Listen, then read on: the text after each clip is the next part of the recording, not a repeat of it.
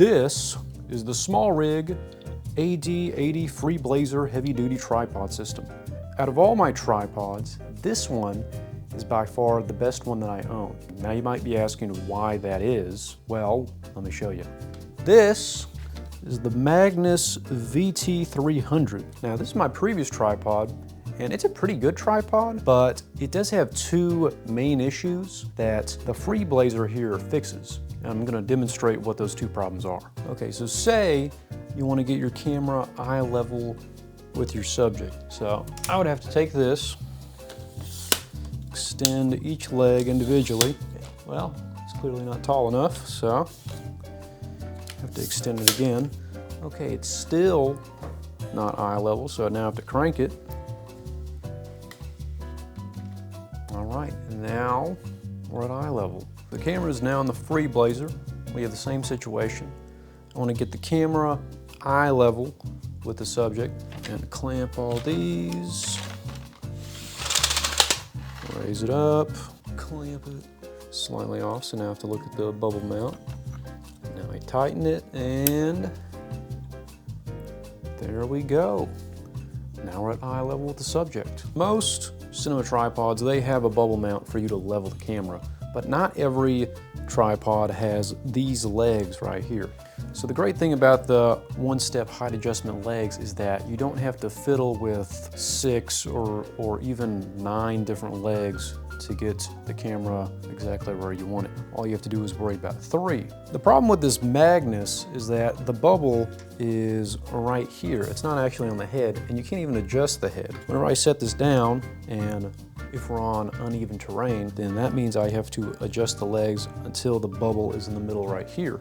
Whereas the Freeblazer, it doesn't matter how uneven my legs are, I can just adjust it right here, which makes the process a lot simpler.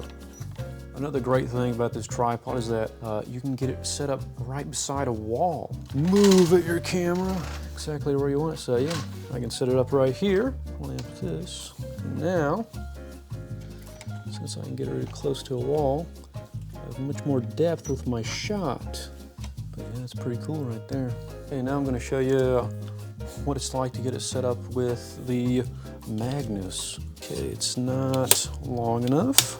I have to extend the other set of legs, which takes a bit of time. So I need to set up these two of the legs beside the wall. It's still not as close as I want it to be. So I'll loosen this one, loosen this one. Now, since I can't adjust this head, I have to adjust the camera and the plate to make it level real quick. So I have to go about right here, level it about right there, readjust this. Okay, yeah, that's on. And now we're closer to the wall, creating more depth. That wasn't too difficult, but it was a lot slower than using the SmallRig Freeblazer. Okay, so the Magnus may not seem like it's that much slower, but if you're on set and you have to get like 50 shots in the day, you just don't have a lot of time to like do a lot of micro adjustments to your camera to get it level or to get in the position that you want it, which is why you need something that's a lot faster, a lot simpler, like the Freeblazer right here. I'm also aware of the Sachtler tripod, which also has one-step adjustment legs. The Sachtler also has a much faster way of adjusting the tripod head with a clamp, but the Sachtler, it's like thousands of dollars, whereas this tripod right here is like 500. This is like the budget version of the Sachtler tripod, and honestly, I am okay with settling for this tripod for right now until I, save up and can buy the Sachtler.